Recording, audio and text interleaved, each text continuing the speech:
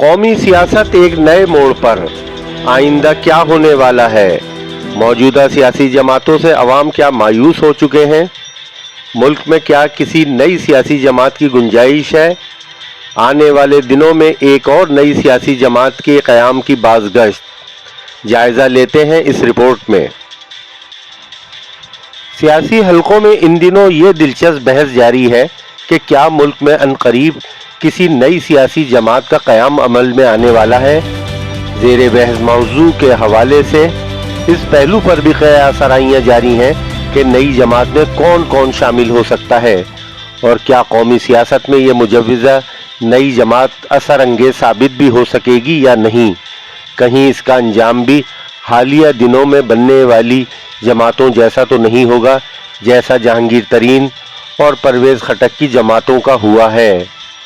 कौमी सियासी मंजर पर नई जमात का क़याम की बातें कुछ नाराज़ और घर बैठे सियासतदानों के अचानक सियासी तौर पर सरगर्म होने के बाद शुरू हुई हैं। सिंध के साबिक़ गवर्नर नवाज शरीफ के साबिक़ तर्जुमान मोहम्मद ज़ुबैर ने मुस्लिम लीग नून छोड़ देने का ऐलान कर दिया है। वो काफ़ी दिनों से पार्टी की सरगर्मियों से लाताल्लुक़ थे। उनका कहना है कि अदम एतमाद और दूसरे उमूर पर पार्टी से इख्तिलाफात थे। कुछ लोगों का ख्याल है कि मोहम्मद ज़ुबैर के इस्तीफ़े से नई जमात के नक़ूश नुमायाँ होना शुरू हो गए हैं।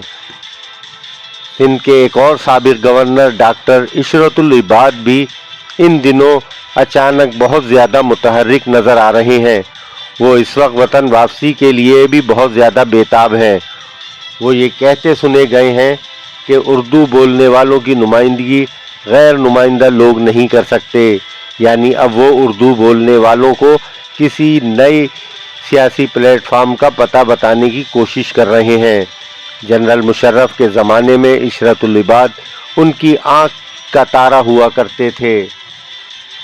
शाहिद खाकान अब्बासी और मुफ्ता इस्माइल साबिक़ गवर्नर सिंध से दुबई में कई मुलाकातें कर चुके हैं।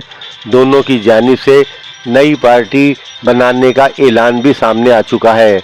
आजकल मोहम्मद ज़ुबैर के दूसरे भाई असद उमर भी पीटीआई से फारिग हैं।